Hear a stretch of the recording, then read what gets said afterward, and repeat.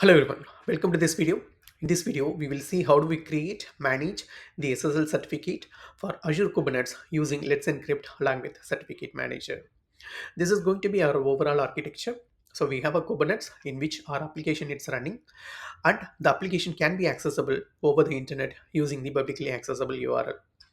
The request will be sent to the load balancer. From there, it will reach the ingress. That is where like we are terminating the SSL, which means that we need to have a SSL certificate. In order to generate the certificate, we are using Let's Encrypt. It doesn't have to be Let's Encrypt. We are using Encrypt just for a demo purposes because it is free. It can be any other service certificate provider, but the overall architecture it is going to be the same. It uses the certificate manager that will connect with the Let's Encrypt. The Let's Encrypt first will do a DNS validation. Once it is validated, based on the certificate request, it will issue the certificate. So let's dive into the article. So there are quite a few components that we need to understand. First, we have a certificate manager. Certificate manager, it's a component that manages the certificate lifecycle within Kubernetes. And there is a certificate issuer. So the certificate issuer, it's one that connects the certificate provider with the certificate manager. So there are a number of authentication methods that can be used to validate your domain. So first, the HTTP method, and there is going to be DNS method.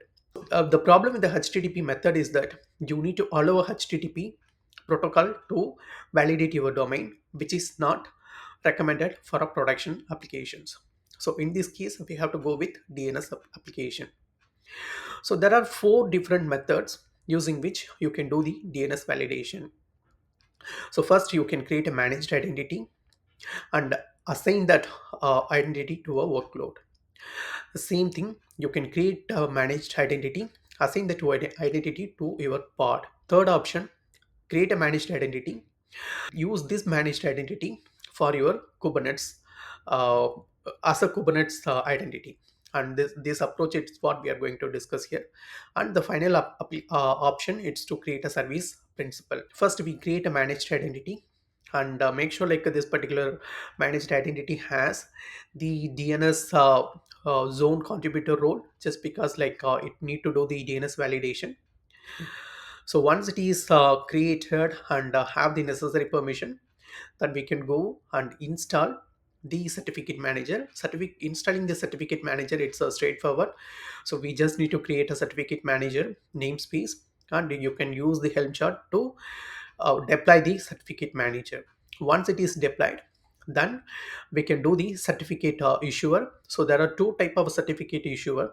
One is the cluster issuer, another one it's just the issuer. Cluster issuer can support multiple namespaces. Issuer will only support the specific namespace. In this case, we will be going with a issuer.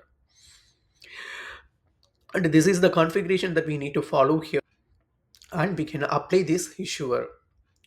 Once the issuer is ready, then we can go ahead and create the ingress. So as you see here, this is how we define the ingress. We say like the certificate manager cluster issuer name, it's the name of the cluster issuer that we created. Now let's see like how do we convert the same into Terraform. As you see here, like we are creating the Kubernetes manifest, exactly the same configuration, it's what we have. So we are using the managed identity and the subscription, and the environment it is going to be Azure public cloud. Means like if you're using the public cloud, then it has to be public cloud.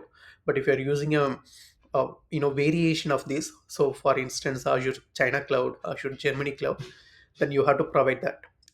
Once it is done, then we can deploy the application. When the application is deployed, you will see a secret, something like the name of that particular application, and here where like you will have your certificate and its key.